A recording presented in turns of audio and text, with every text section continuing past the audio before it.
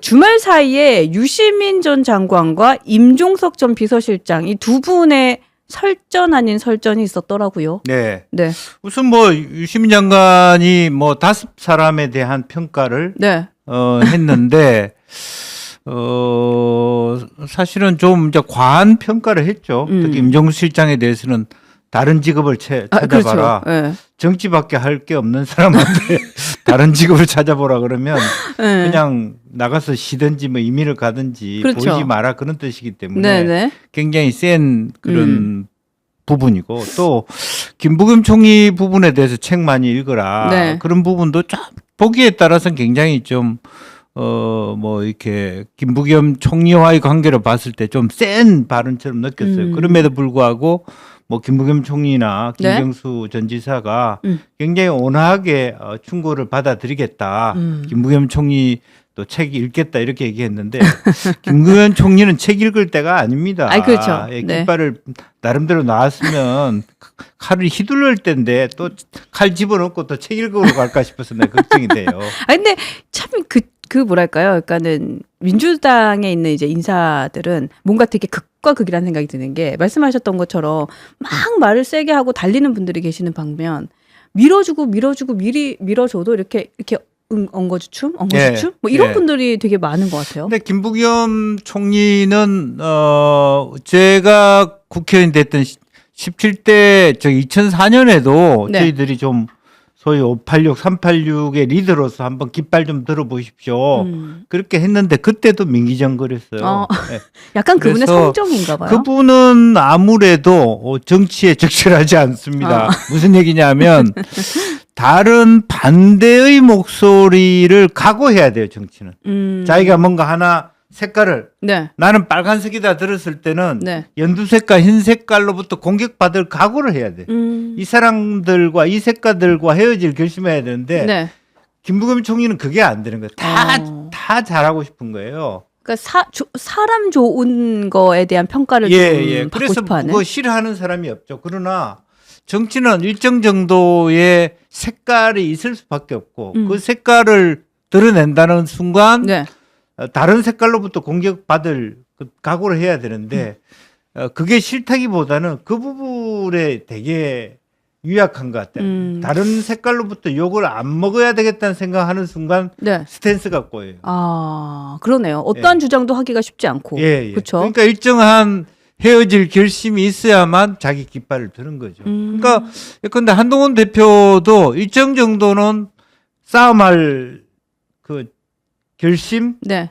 또 헤어질 결심, 이렇게 분란을 일으킬 결심이 있어야 된다는 거예요. 그러니까 모든 걸 다 포용할 수는 없는 겁니다. 이제 그런 부분이 있는데 유독 김부겸 총리는 그래서 항상 그 당에서도 원내대표나 이런 걸 못하고 부총무 이런 걸 하셨다는 거예요. 원만하게 의원들 상임위 조정해주고 뭐 이렇게 아이고 저를 만나면 김부겸 총리는 미안하다는 말밖에 안 해요. 그 어떤 포인트가 예를 미안할까요? 들면 네가 가고자 하는 상임위를 못 줘서 미안하다. 뭐 네 이야기는 알겠는데 뭐 그런 정도로 살아오기 때문에 이제 그런 거죠. 그러니까 뭔가 좀 드라이브를 걸 땐 좀 걸어주고. 그러니까 이제 한편으로 보는 예상치 않게 이 부분도 김경수 지사가 평소 성정하고 다르게 노이즈를 내면서 들어왔잖아요. 그렇죠. 그런 식의 그 임팩트가 필요하다는 거죠. 어쨌든 이재명 대표의 일극 체제에 대하여 한 소리 하고 들어온 거잖아요. 네. 그러니까 그 후타로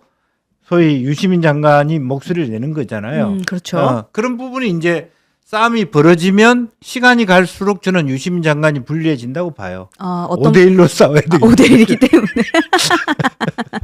5대1이기 때문에. 그리고 또 하나는 거의 99대 1은 비명계의 목소리를 낼 수 있는 공간을 마당을 깔아줬잖아요. 그렇죠. 그것도 맞죠. 네. 그런데 만약에 이재명 대표의 2심이 1심과 같은 결과로 나왔을 때 그 마당이 확 카페트처럼 쫙 깔리는 결과들을 낼 거라고요. 네. 그러면서 실제로 저도 보는 관점 포인트가 앞으로 김어준과 유시민이 어떻게 다른 입장을 낼 거냐라고 하는 부분이 또 하나 있고요. 네. 또 유시민 전 장관도 시시때때로 사과를 많이 했어요. 2010년도 지방선거 나갈 때도 참여당 후보로 경기도지사 나왔을 때 자기가 지나치게 구민족에 욕한 것에 대해서 사과를 하고 이호 여사도 만나고 돌아가셨지만은 그렇게 했거든요. 네, 네. 지금 형국이 바로 그런 형국이 아마 며칠 내로 돌아올 수도 있다.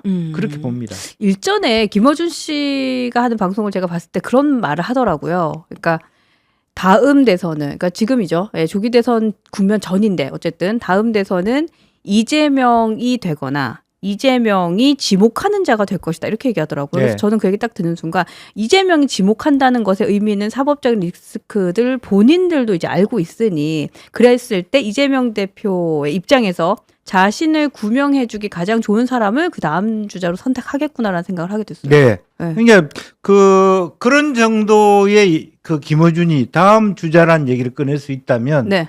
유시민 장관은 다음 주자는 말도 꺼낼 수 없을 정도로 밀착된 인간이라는 거죠. 인물이라는 거죠. 그러네요. 그게 답답한 겁니다. 그래서 그거는 아마 이해찬 총리로부터 이어오는 그 말하자면 그 한 동지적 관계들이 네. 너무 깊어서 이제는 뗄 수 없는 뗄 수 없는 관계가 되어 있지 않느냐라는 네. 생각이 들어요. 근데 유시민 전 장관의 저러한 발언 그리고 저렇게 어떻게 보면 이제 봉쇄하고 있는 다음 주자 자체를 아예 봉쇄하고 있는 것이 민주당의 입장에서는 저게 유리할까요?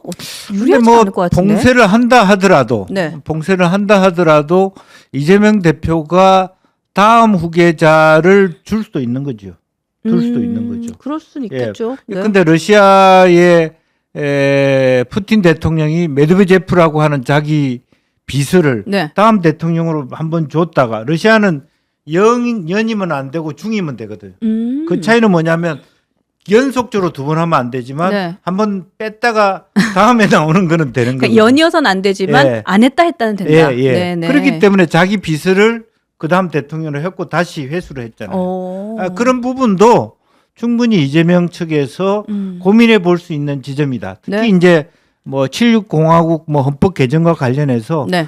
예를 들면 자기의 대리인이 예컨대 김민석 최고가 뭐 2년 반짜리 임기 단축 개헌을 시도하고 2년 반 뒤에는 내가 어쨌든 다시 돌아오겠다. 이런 계획은 이제 짤 수도 있는 부분이죠. 그러나 유시민 장관의 입장에서는 그런 말조차 꺼내기 어렵다라는 게 좀 답답한 부분이 아닌가 싶습니다. 그러네요. 그러니까 개헌 얘기 잠깐 하셨는데요. 그러니까 의원님께서는 개헌이 필요하다라는 생각을 하신다면 어떤 방향으로 가야 된다고 생각하시는지 궁금해요. 이제 개헌은 어찌 보면 이제 그 미국식으로 지방선거나 국회의원 선거나 대통령 선거가 4년씩 같은 해에 이루어지는 그런 포인트가 중요한 것 같고, 네. 그러니까 단임제는 더 이상 안 된다라고 하는 것이 결론이고, 두 번째는 지방 분권을 조금 더 활성화해야 된다라는 부분, 그리고 전 세계적으로 직접 민주주의라고 하는 부분을 좀 더 보완해야 된다. 그리고 또 하나는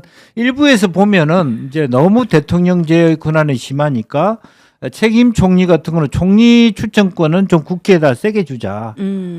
여야 합의에 의한 총리 추천은 무조건 좀 대통령이 받도록 하자. 네, 네. 라고 하는 그런 어떤 뭐 이원 집정부적 성격을 가진 4년 중임제 뭐 그런 부분도 있을 수 있다라는 생각이고요. 네. 지난번에 우리가 얘기했지만 이참에 조금 더 적극적으로는 많은 어떤 그 산하기관장들도 이참에 대통령 바뀌면 다 바뀌는 그런 걸 좀 드리는 것도 국가의 좀 효율성 차원에서 중요하지 않나 생각이 듭니다. 네, 그건 저도 한 표. 네. 근데 이제 어떤 분께서 잘못 뽑으면 8년을 어떻게 기다립니까? 뭐 이런 글도 주세요. 아니 그렇지 않습니다. 8년을 기다리는 것이 아니라 4년 뒤에 문재인 대통령 경우에는 뭐 더 8년을 하고 싶었으나 교체하지 않습니까? 네, 네. 그럼 그건 얼마든지 지방선거라든지 그런 걸 통해서 또 같이 이제 전체적으로 국가의 운영에 대한 책임을 뭐 바이든 대통령도 마찬가지죠. 문재인 대통령도 마찬가지고 잘못하면 4년 내에 그만두게 하는 거니까 네. 5년보다 어떤 면에서 1년 더 빨리 그만두게 하는 거 아닙니까?